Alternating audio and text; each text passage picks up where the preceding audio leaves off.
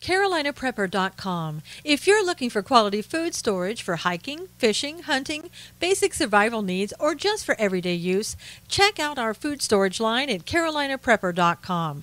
We also carry other fine quality products such as our can concealment holsters for men and women.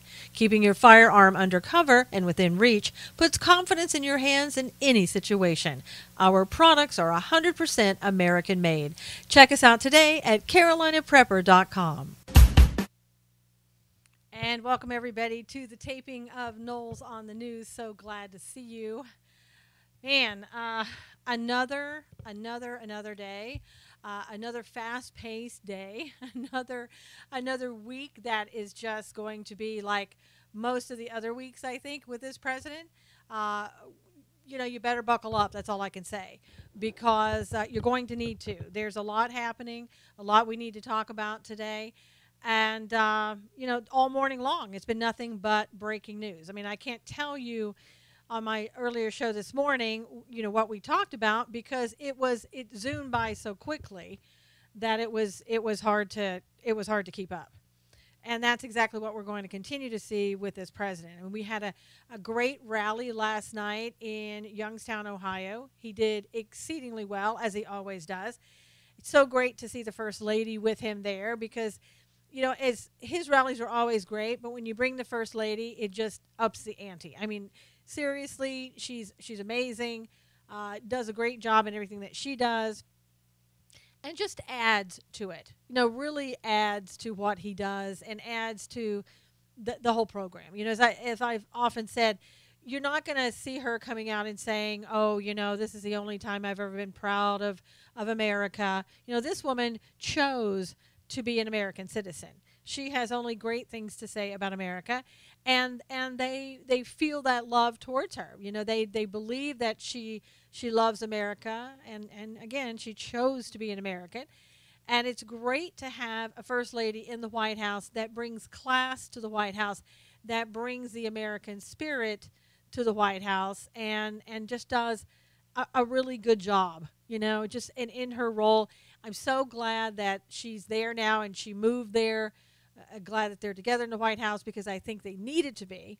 And again, it's brought a lot to, what he's trying to do, and to the American public, what he's trying to do. And it just helps a lot. It really does. Also, I think that some of the things that went on last night in the rally, I mean, it was really good to see him talking about the accomplishments and where we're going. And I really like the fact, he brought up the black community and talking about, he said African Americans are enjoying their lowest unemployment since 2000 or something like that. And that's really good that the groups that were against him perhaps in the beginning, that are now supporting him, can find even more reasons to support this president because of the excellent job that he's doing. And he has an ability to go to a rally and let everybody know that, and just keep reminding the public, because the mainstream media, the left, they do not want to tell you about anything good that he is doing. In fact, they will go out of their way to tell you the negatives, and the negatives coming from them, and to try to do anything that they can to keep this president from being successful. And we see it over and over and over again. So it's always nice to have a reminder, even if Donald Trump has to say it himself, that he's able to, tell the public. So the people who support him, and those maybe who are on the fence, who are thinking, should I support him at this point, they can see what the truth is. And I'll tell you, he did something this morning that I was hoping, that he would do things that would benefit America and would benefit the military, and here's the thing, let the military make the decisions. Let the military make the decisions about the military. Get out of the way. You're the president. You're the commander-in-chief, but you're not a military man. It's not your job to be a general overseeing the military and telling them what's best for the military. That's the military's role, all right? So today, you made a decision after speaking with the military and saying, what is it that you need? What is it that you think is best? He has decided to not allow transgenders to be in the military. A lot of people agree with him. A lot of people say that it's complete distraction to the military, completely undermines what the military is doing, undermines the safety to Americans because of it. So he made that decision, and as you might expect, the left has collectively lost their minds. And it didn't take long at all. I think probably right after he made the announcement, he tweeted it out, which is great. I love, and you know the left hates that. So the more they hate it, the more I love it. So he tweeted out about transgenders and the new policy. Now, again, this has nothing to do if they want to be, transgenders and have their own lifestyle outside of the military. This doesn't impact them at all. But immediately, as I said, the left went crazy. And here's just a few. I just copied down a few because I could go on for days about what they're saying, about how much they hate this president even more. And make no mistake about it. They hated him before. They continue to hate him, and they will always hate him. There's nothing that he can do short of leaving office that they're going to be in agreement with. And so nothing has changed. It just gives them one more reason, one more thing that they can talk about and point to and say why they don't like this president. So, just take that as, for what it is, right? You shouldn't care because they're going to hate him no matter what. So here's Joe Biden. Joe, you remember Joe, Uncle Joe. All patriotic Americans who are qualified should be able to serve. Well, see, Joe, there's the issue there. What is the meaning of the word qualified for being in the military? And according to the military, it looks like they've looked at the whole discussion. They've looked at the pros and the cons, and they find that maybe they're not qualified to serve in the military. I mean, can we agree that there's that type of possibility? That just because you may feel that way doesn't mean that the military feels that way, and that the military doesn't feel that it's appropriate to have transgenders in the military. They talk about, too big of a distraction, medical issues, and all those other things that would hamper the goal of what they're trying to do in the military. So you know what? I'm not in the military. I'm going to have to take their word for it that they know best. Now, George Takei, you remember Sulu from Star Trek. George goes off the deep end every time there's anything put out there by this president, anything that even smells of being a conservative issue. George can't handle it, and today was no exception. George said that couple of other things, but most importantly, he said, you have pissed off the wrong community, and you will regret it. Okay. And he's automatically and immediately calling on people to stand with the LGBTs. Well, George, I don't know if you speak for the entire LGBT community, because I think there are some people who would believe that the president is right in this order, and that not only the president but the military is right, and they should be making the decision. And there are a lot of LGBTs that probably don't want to be in the military and have no interest in the subject.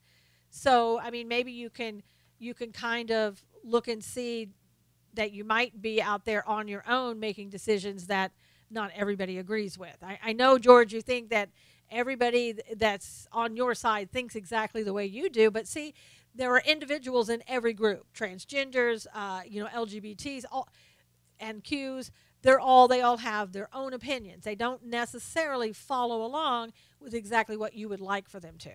So keep that in mind, George.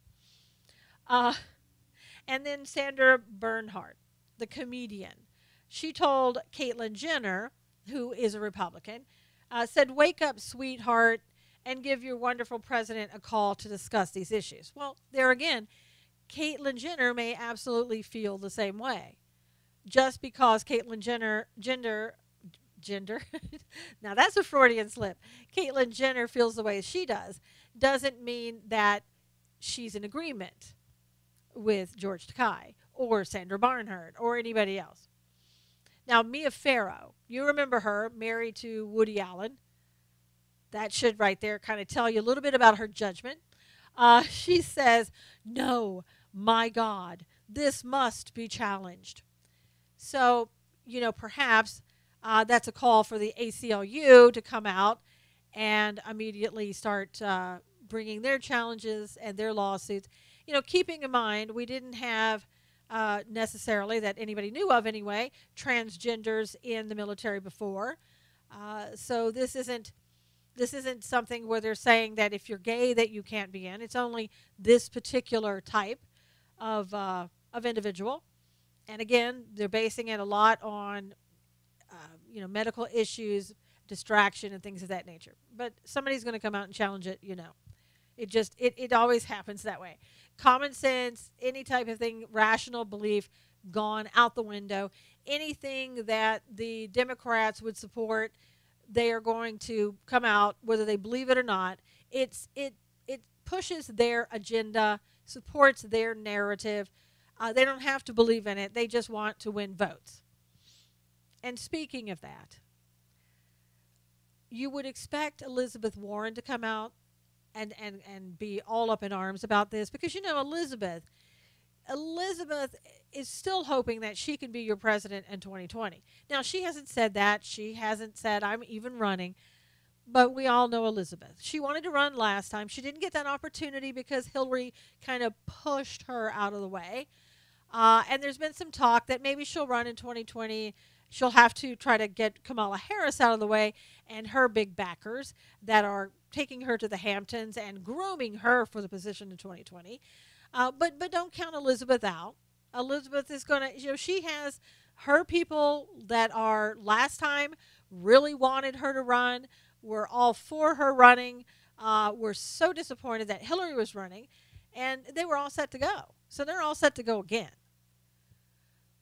But Elizabeth came out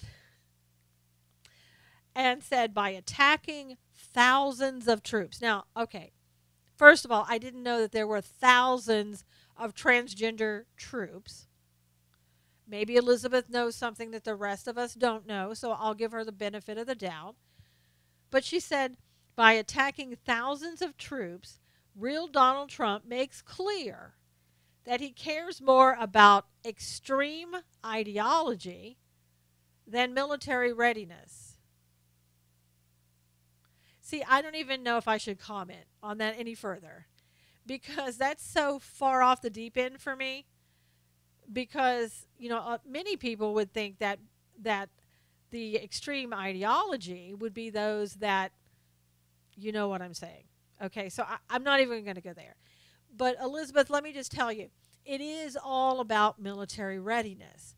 And that's exactly why the military made the decision that transgenders should not serve in the military. And then they said to Donald Trump, the president, this is what we believe is the right thing for our military. And Donald Trump allowed his military to make that decision and backed up, supported their decision. I know you don't like it, but that's the way it is, Elizabeth. And then John McCain. John McCain said, any American who meets current medical and readiness standards should be allowed to continue serving. Now, I think he was taking that middle road. You could interpret it either way, any way, and so therefore you could say, well, yeah, but there's not medical readiness there, and there's not the readiness standards of the military. And you could think he was saying that. Or he could be saying they do meet the standards, and so they should be able to serve. So he took that bipartisan, reaching across the aisle, straight down the middle, as he always does, to appease everybody. Let's make everybody happy. That's what John McCain does, and that's what he did today. I just think it's amazing that we have a president who, again, listened to his military, unlike Obama, who did not even respect the military. And I'm sorry, that's my opinion. You may disagree with that. But I saw no respect. I saw him getting rid of many in the military so that we weren't ready with military leaders. He got rid of the top people. I saw him spreading us thin. I saw him not getting the military the things that they needed, whereas this president is trying to buy them the equipment, do spending for the military, because see, he realizes that we have a lot of issues here in regards to, oh, I don't know, protecting our country, making and keeping America safe, putting America first over everybody else, even if it hurts your little feelings. Seriously, we have a threat coming from North Korea. Now, I know a lot of people probably think, well, that North Korea, why does it matter? We have experts from North Korea who are looking at the North Korea issue and saying, you know what, we have about a 6-month window here that we need to do something about North Korea, or it's going to be a little bit too late. And the experts are saying we have about a year to a year and a half before they are ready to strike America and can actually strike America. They've already come out, North Korea has, and said, you know what, we're going to target Hawaii and Alaska. And I know the guy is crazy. I understand that. But when you have a crazy guy who's a dictator, who is then putting action behind it, because don't forget, he's tested missiles, he's doing more than just talking. So are we going to sit back and go, well, he's all talk and no do? Or are we going to do something? And I think the answer is we need to do something, and we need to be ready just in case. And what they do and what they determine, meaning the military and the president, of what we need to do to stay safe, and including the Congress into that, we need to let them decide. And I know that's hard. I mean, I don't like giving up control. I really don't, to a president, a Congress, a military, or anybody else. But in this case with North Korea, they probably know a little bit more about what's going on than we do. And so, we've elected these people, and sometimes we need to trust them that they're going to make the right decision and hope that they do. So, we've already brought sanctions against North Korea, Iran, and now Russia.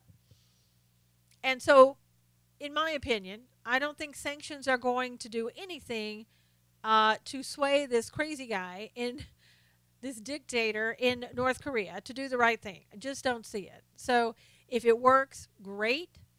Sanctions typically don't work all that well. You can always get around it.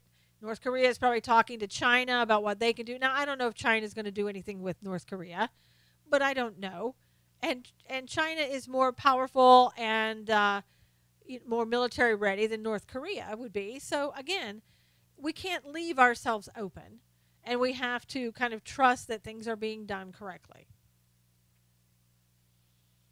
I think there are far more things, more that we need to work on and be concerned about, rather than just the transgender population in the military, I don't really know too many transgenders that want to go in the military. I don't know everyone. But Chelsea Manning even got out of the military after he was released, didn't ask to go back in, didn't say how much he loved being in the military. So I don't know. How many transgenders are they? Because according to what I know, it's a very, very, very small percentage of the population. And again, do they really want to go in the military? I don't know.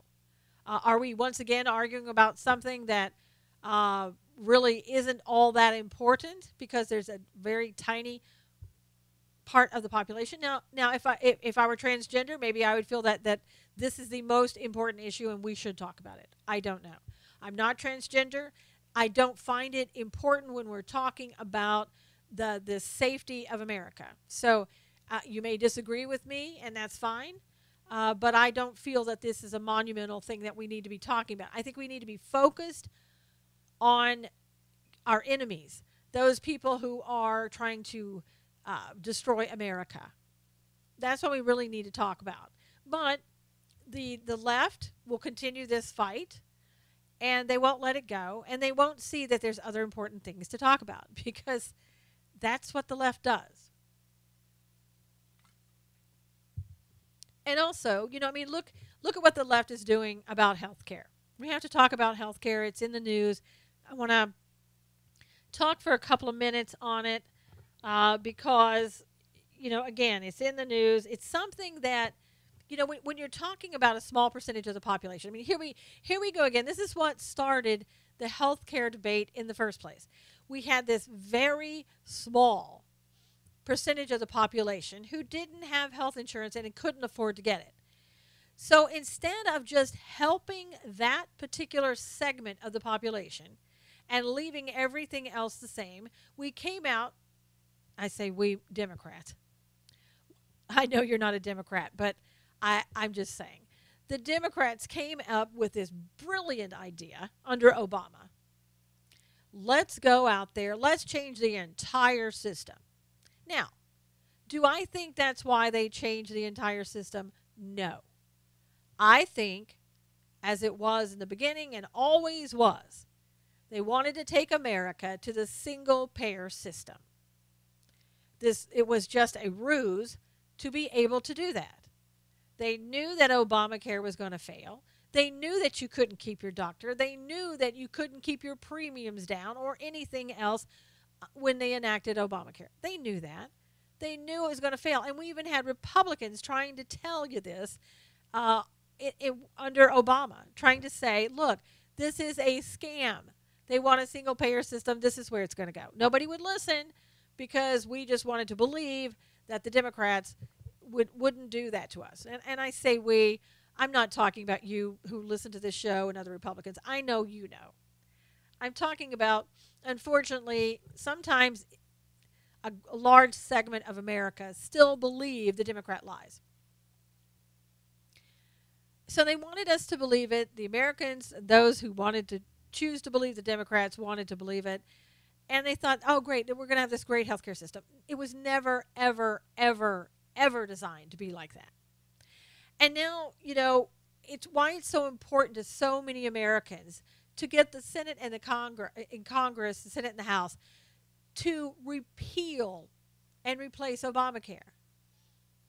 They don't get the fact that people like you and me, the Republicans, know how close we came to losing our freedom and getting a single-payer system where the government has complete control over your health care.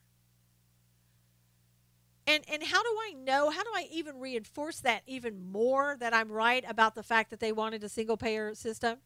Well, when the Republicans couldn't get the vote on Trump's health care, what did the Democrats do?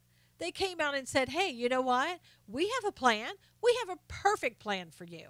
It's called a single-payer system. Really? I mean, they don't even hide the fact anymore. So go check it out. They literally came out and said the single-payer system is the way to go. It will solve all your problems. And they said that in California, too. It's ridiculous. It's asinine.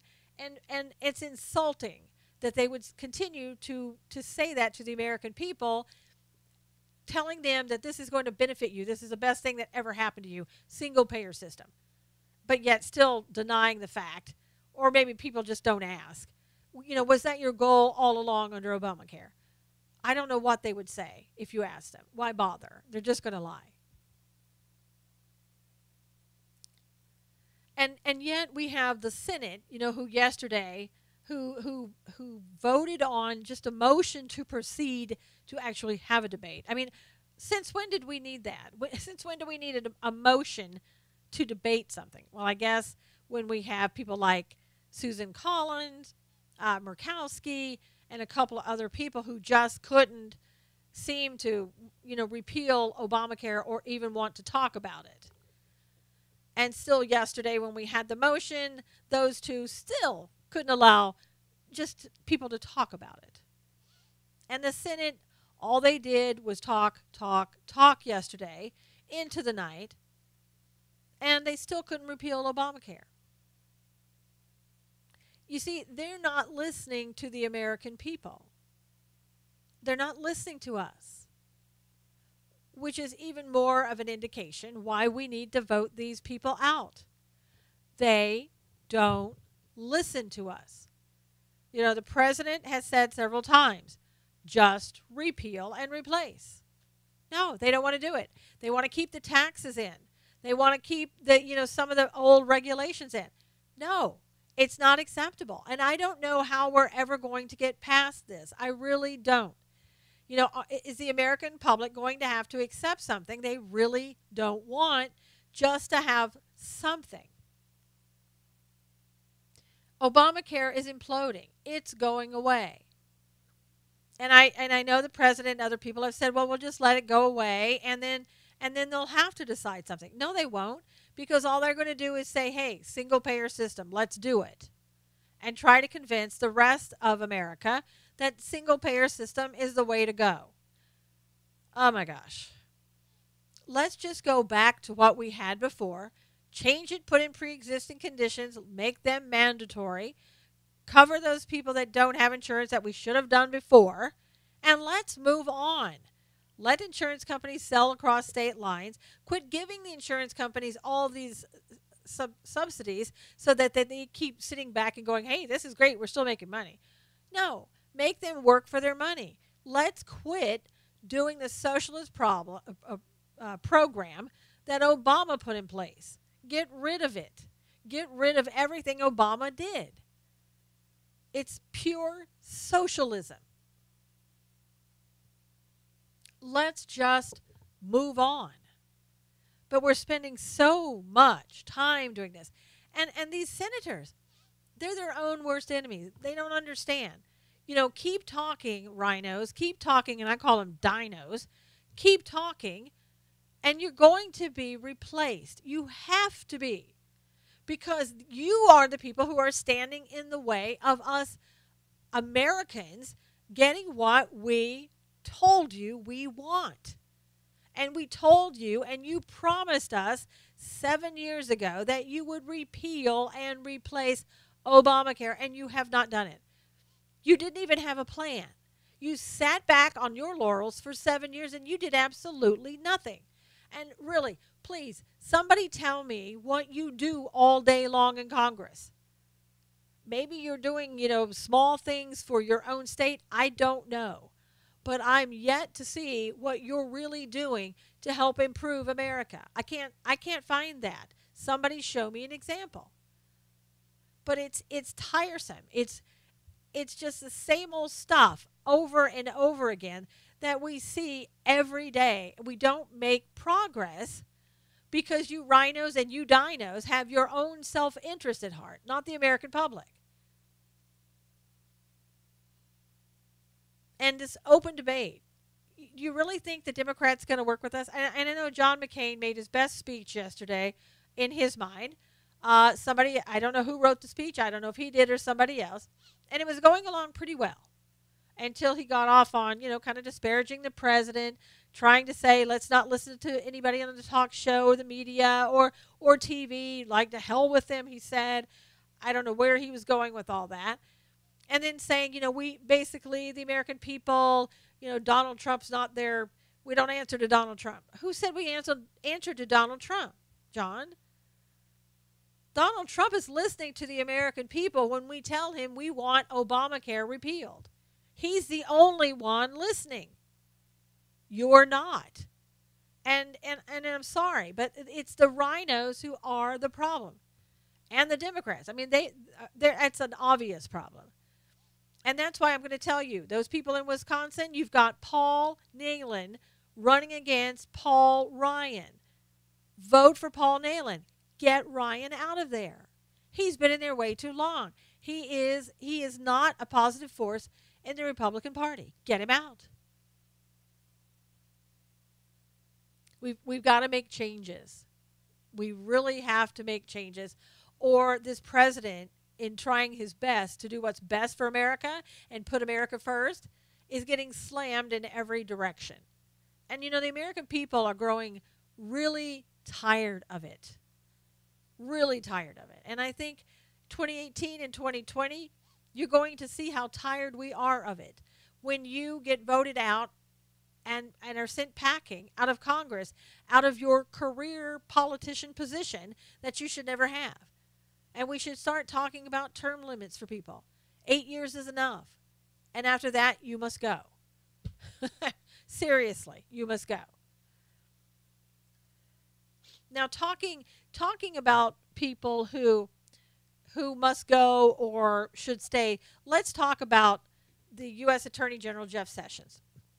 I kind of want to know your thoughts about it because, you know, Donald Trump came out on tweets and in public yesterday, and he was really slamming Jeff Sessions. Now, is it warranted? Can he save his job? Should he be allowed to save his job? I wrote an article at SusanKnowles.com. Go there and read it about Jeff Sessions and saying, did a recent move help him save his job? He, for the longest time, well, let me start from the beginning. We can't forget that President Trump picked Jeff Sessions. He's the one that, that said, Jeff, I want you to be the Attorney General. He should have known about his history, the accomplishments, the pros and cons, everything else, because I'm sure he was properly vetted.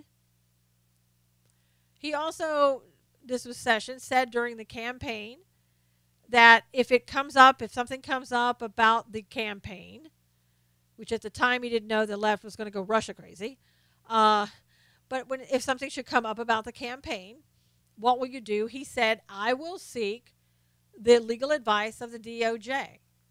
And all those people, and unfortunately they were Obama holdovers, but that is what anybody in his position would normally do. Now,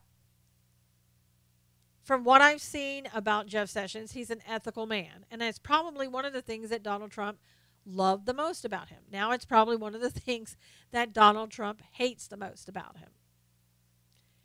If you are an attorney and you feel that there's a conflict, you should ethically recuse yourself.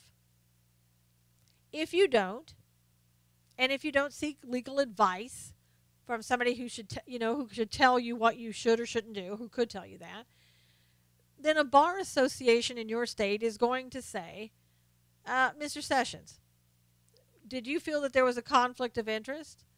I wasn't sure. Okay, did you go to legal counsel then and ask them what you should do? Well, yes, I did. I went to the DOJ, which is kind of standard operating procedure. Okay, so, and what did they tell you? They said I should recuse myself. Did you recuse yourself? Now, if he says no, he's going to be in deep trouble with the Bar Association. Not saying that they would disbar him, but it's not looking so good. If he tells them, yes, I recuse myself, everything's going to be fine. The Bar Association is going to be happy. President's not happy. Other people aren't happy. But if in his situation, if you look at it from a legal standpoint, he did what he should have done. And I'll tell you even more why he did what he should have done. As this Russian investigation goes on, this farce of a witch hunt, there's a possibility, because he was on the campaign, he could be called as a witness against the President of the United States. You don't think there's a conflict there if he's the DOJ and he's acting to do these investigations in regards to Russia and whether there's a special counsel that should be appointed, et cetera, and then he's called to testify against the president? You don't find that there's a conflict there that he would really be in trouble with if he weren't already? I mean, come on. Anybody who's looked at anything like this at all would have to agree that there's an issue there. And I've heard people say, well, he should have just, if he'd known he was going to do that, then he should have just never taken the job. Well, he didn't know it was going to go crazy. Nobody knew that the Democrats were never going to let up and refuse to accept the fact that Donald Trump was president and come up with everything in the book to try to get him impeached. Nobody knew that. I mean, even in the craziest thoughts you could have, I don't think anybody went that crazy and thought they were going to go that nuts. So, again, Jeff Sessions, according to Judge Napolitano, according to Rudy Giuliani and others, he did the right thing. And they agree with him and back him 100%. Now, should the president, should he be coming out in public and talking down about Jeff Sessions? Because let's say it was talking down about Jeff Sessions. He's disappointed in him. Wishes maybe he didn't take the job. Why isn't he doing intel leaks? Why isn't he looking at that? Why didn't he look at the Clinton emails? And on and on. I can say for myself, I wouldn't want my boss to go public and talk about the problems that we were having. I would hope, that perhaps we could try to work things out. Now, and other people may say, well, I don't really care about Jeff Sessions. I care about what's important for the public, and I'm glad that the president is speaking out, and probably with the intent of hoping that Jeff Sessions would just resign. Jeff Sessions has said, I'm not going to resign. So in any event, however you look at it, people are on one side or on the other. I think it put a little spark under Jeff. I really do, because kind of right after President Trump was saying those things, Jeff Sessions yesterday got really tough on sanctuary cities. And he basically has said, we're enacting this. From now on, you either work with the federal agencies, you turn over the illegal immigrants are here, you quit acting like a sanctuary city, basically, or you're not going to get any funds. All those federal funds and all those federal grant programs that you love so much to help your city grow, give jobs to people, and on and on and on, and ones I'm saying my words, you line your pockets with, we're going to withhold those from you. Unless you turn over, you let the police, lets the Fed know that you're going to release somebody within 48 hours. That you're going to be required to do that, or no more money. Now, you know what's going to happen. ACLU is going to come out in force. The California already has Eric Holder's group on retainer at $25,000 a month. So you know that they're going to gear up and they're going to go right after Sessions for this. So it's going to be one more thing that the Democrats go crazy over and try to prevent President Trump from doing his job. And in this case, also Attorney General Sessions.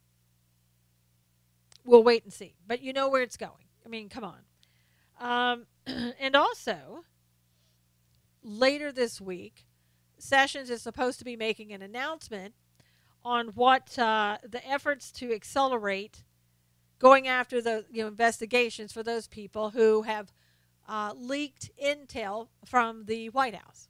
Now, he claims he was already doing the investigations, but now he's going to make them public. And perhaps one of the things that this might do for Jeff Sessions is make him realize that he needs to be more in the public eye. I can't tell you how many people have said, Lynch and Holder were always out there, and you could always see what they were doing, and they did a lot, but Sessions isn't doing anything because we never hear from him.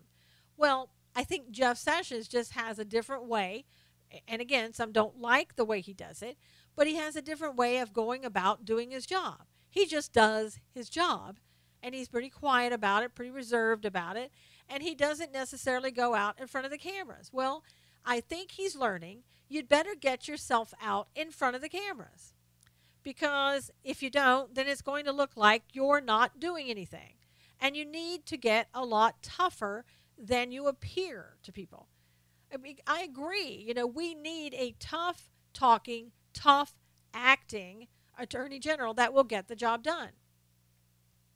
Now, while Holder and Lynch were that way, they were also, in my opinion, doing things that weren't necessarily according to the law. I don't want that in a DOJ. I want law-abiding people. We had chaos under Obama We had illegal things being done to Republicans under, the IRS and Lois Lerner, but although they'll never admit that anything illegal was going on, we all know that it was. And we don't need that. We need to bring law and order. We can get things done by enforcing the law. Illegal immigrants, enforce the law, get them out, they're gone.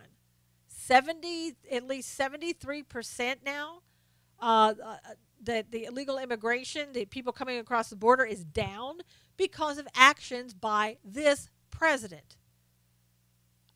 So, it can be done. You just have to follow the law.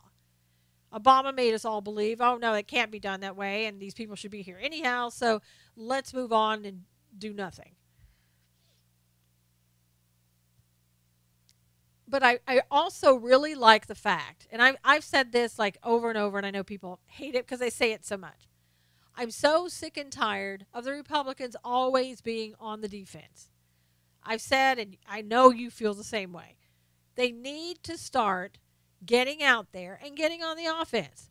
Don't sit around and wait for the Democrats to do everything and you just sit there and, take it. Get out there and do something. And so finally, Andy Biggs, a House conservative Republican in Arizona, said, I'm tired of it. I am tired of us Republicans sitting around and passively waiting for the Democrats to do what they want to do. Thank you, Mr. Biggs. Thank you. Finally, somebody.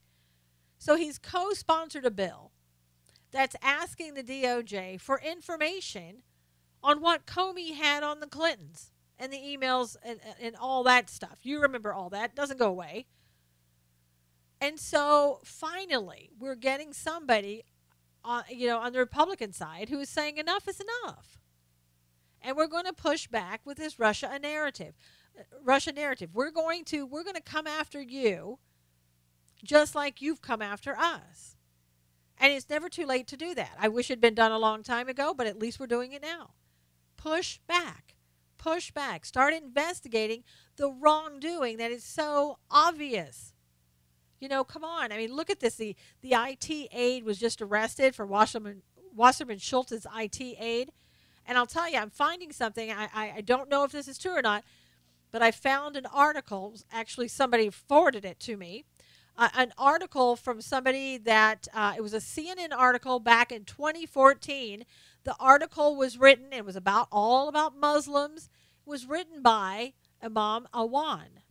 Now, it's either the same guy that was just arrested yesterday at Dulles Airport, the IT aide, trying to flee America, or it's a different guy with the exact same name, trying to put a positive spin on Islam on a CNN article in 2014. Go ahead, look it up. And, I'm not calling him out right now and saying that is the guy. I haven't had time to do the research, but it doesn't look good. These people are all connected. And when I say these people, I'm talking about Obama, DNC, people that they were bringing in here, the Muslim Brotherhood, on and on and on. They're all connected. And we, have sat back, a pattern of just sitting back and not saying anything, or sitting back and not saying, DOJ, you need to do something. We didn't have a DOJ that was going to do anything for us before because the DOJ worked for Obama. The DOJ did everything that Obama wanted. We need a DOJ now that is going to be strong and saying, you know what, we are going after crime and we are going to go after any corruption no matter what. Go back and get the Clinton stuff, go after them, do an investigation. Go after Comey. He is not above the law. Go after Comey. Are you kidding? We talked about classified information that he supposedly allowed to leak. And nobody's doing anything about it unless this is what Jeff Sessions is going to come out and talk about. Great. Perfect timing, Jeff. It may help you save your job. I don't know. As President Trump said, time will tell, time will tell. Maybe he's just a little bit tired of you sitting back and looking very passive.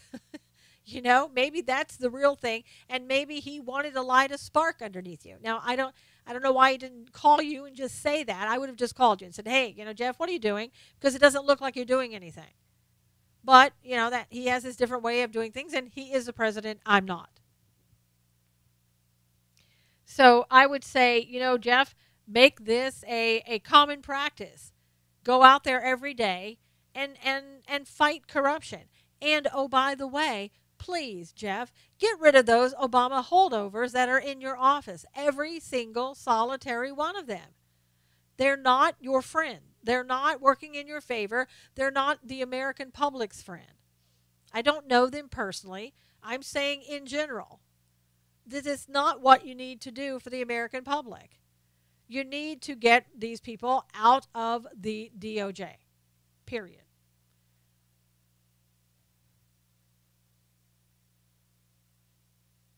And I'll tell you something. Not only do those people need to go in the DOJ, but they need to go in the State Department. Wherever they are in this administration, the Obama holdovers, they need to be shown the door.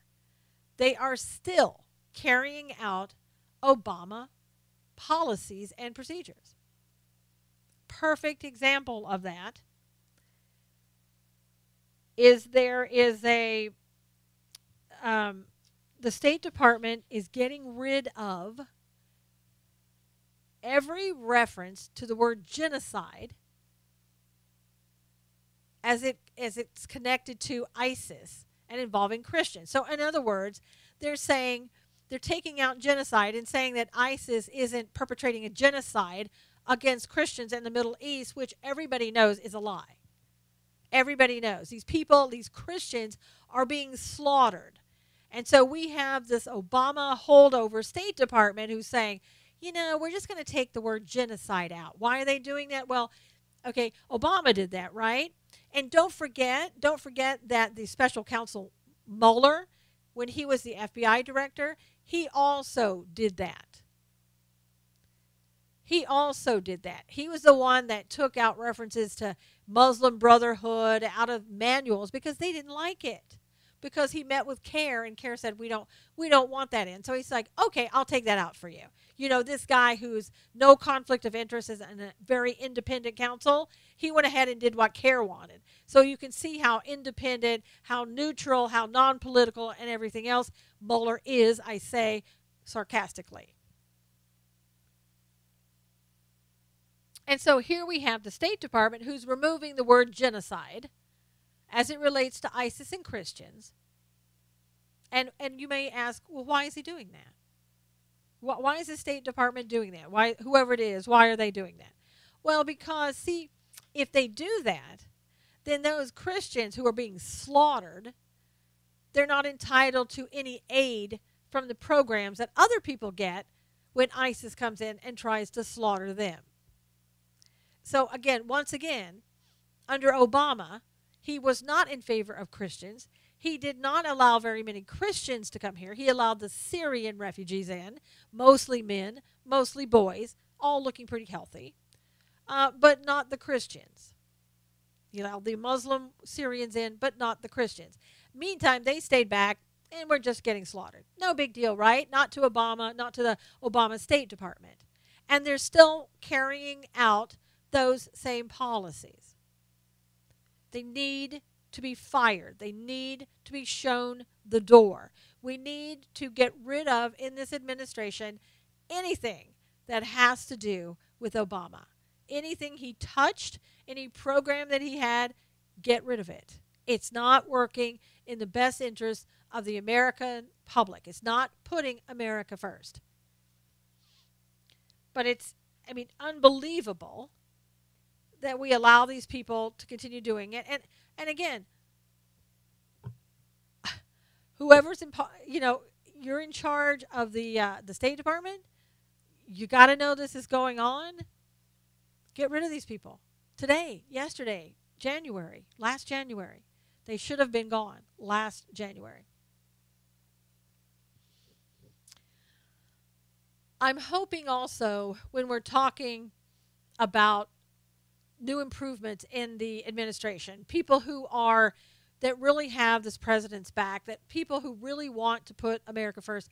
I'm putting a lot into Anthony Scaramucci, the new director of the White House, communications director. I I like what I see so far. I know that people were saying, well, yeah, but he used to be, he was a Democrat. He was anti-Second Amendment. He was, other things that climate change, pro-climate change. He says that's not who he is, right? He's changed. Got to believe that what I'm seeing that he does seem like there have been a lot of changes. He fired a guy, Michael Short, who worked in the communications department that he feels is one of the leakers. He fired him the other day. Sean Spicer never fired anybody, although he was not the director. The director left. The director didn't fire anybody before he left. Scaramucci took his place. Sean Spicer, feeling that he'd been, feeling like passed over, he left. Probably a good change because Sean was becoming a little bit less effective each time he had a press conference. There was a lot of dissension there, a lot of tension. Sarah Huckabee Sanders got promoted to Sean Spicer's position. I think she's doing a great job. She's being attacked by the left, of course, because you got a woman now doing something that is in a higher position. She's now the press secretary, not the deputy press secretary. So the left, of course, has to come out and talk about, how she looks like a butch drag queen, or how she, on and on, disparaging things about a woman. Feminists, very silent on the issue. It's okay because they don't like her because she's Republican. She doesn't wear one of those pink kitty cat hats, so why do we care? But I think the change has been good, and there's also rumors that Scaramucci may take over the position for Reince Priebus. That Reince Priebus may be fired, or he may go, and you never know what to believe because people have been talking for a long, long time. Bannon was out, Kushner was out, Powell and Cohn are going to take over the world, things like that. You have to kind of sort of sit back and wait and listen to see if these things are just rumors, just people sensationalizing, because that's what people like to do sometimes. And sometimes people just get it wrong. So when I hear these things, I really do just take it with a grain of salt. Do I think that he'd be good in that position? Yeah, I probably so. Would it be a good change for to take Reince's position? Yeah, probably so. Because I think people like Reince, although he seems supportive, I don't know what he does. I haven't really heard too much. I haven't heard the president saying that he's doing a great job. So I think it may be a good time to try to move him out and move somebody else in. Just like with the rhinos and the dinos. Get those people out, get new people in. And it's not an age thing. It's a are you with us thing. So I don't care if you're 80 years old and you're in that position. As long as you're going to come in there and work towards the best interest of America, come on in. Come on in. Even Maxine Waters is saying that she might run for president as long as the millennials are wanting her to. And that's not a joke. She really is open to running for president if the millennials want her to. So millennials, here's your chance. Here's the chance to get the president that you want if it's not Donald Trump. She's only 78. She's only been in her position for, 14 terms. She doesn't even live in her district. Her district is one of the poorest. She lives in one of the richest neighborhoods. So if you don't see anything wrong with that, I guess you'll go out and you'll vote for Maxine Waters if she gets a chance. Now, I'll tell you something. If Maxine Waters runs for president in the primaries, I'm certainly going to vote for her to make sure that she gets in the primaries and is debating Donald Trump. I will switch parties momentarily just to get her in so that she can have that debate with Donald Trump. I would sell tickets to the event. That would be the best thing that ever happened to the Republicans. So please, Maxine, I encourage you to run. I know I'm not a millennial, but maybe I can round up a couple that will come out in support because I think you should run. Now, once again, in the couple minutes we have left, we see that narrative continuing on. That the Russians interfered with our election, although I haven't seen any proof. I haven't really seen anybody. I've heard the talk, but I see no concrete evidence. So I also remember Obama meddling in Israel's election to make sure that Netanyahu didn't get reelected, and even though he did, and I don't hear anybody talking about that meddling, but I guess it's okay for him to do it because he's a Democrat, and it was, after all, Israel, right? I don't know what that has to do with it, but for some reason we're not talking about that. And so, the narrative keeps going, and so now the House has decided that they've approved sanctions against Russia because of election meddling. Again, no evidence, just like with the witch hunt against the president. There's no proof at all, but we're going to talk as if there is, and we're going to enact sanctions. And they've also made it where the president won't be able to ease those sanctions without going to Congress and asking them to do that. And in addition, they're sanctioning North Korea and Iran. Now, North Korea and Iran, I can totally understand, totally in agreement with that. Russia, do I trust Russia? I know there are a lot of people who say, look, let's just be friends with Russia. And I know the president at times says, let's kind of open up communications and all that. My feelings are Russia cannot be trusted. Don't turn your back on them. Does that mean there aren't some things that we can do together? There probably are. But I think in a lot of respects, they kind of showed their cards with Syria. They showed us that if they don't like what we're doing, they will, come after us. They kind of threatened us, if you recall, over there in Syria. So I don't think that we can, they're not Israel. They're not our friends, okay? And as long as we remember that, I think we'll be okay. Now, with these sanctions, I think that's going to really hurt any chance of having a relationship with them of any sort. So I don't know why it was necessary at this point against Russia, again, especially since we don't have any proof of anything, once again. But it never seems to fail, that our House and Senate can always find something to work on that isn't necessarily priority for the American public. I'm still waiting for Obamacare to be repealed. I'm still waiting for that new tax code to come in place that will be fought against tooth and nail. Because as Donald Trump said, President Trump said that it's going to be one of the biggest tax cuts in history. Every Democrat, when he said that, just, fell down to their knees and started crying because they don't want to see that happen. They don't want to see the economy better. And speaking of that, Walmart made an announcement that they're looking to add 1.5 million workers to produce and manufacture products right here in America that would be worth around $3 billion plus. So, 300 billion plus. So, that's not going to be well received. You don't want the economy to go well. You don't want to see this president succeed if you're a Democrat. That's the last thing that you want. So just prepare yourself for an all and out battle because that's what they're going to do. We've got to help this president. We've got to keep helping this president get his agenda done and moving forward and putting America first. Keep awake. And I know that you are. And that's what I love about you is that those people that listen to this show, you are totally awake. Keep getting the word out there. Keep telling the American public, whether they've heard it 1,000 times or not at all.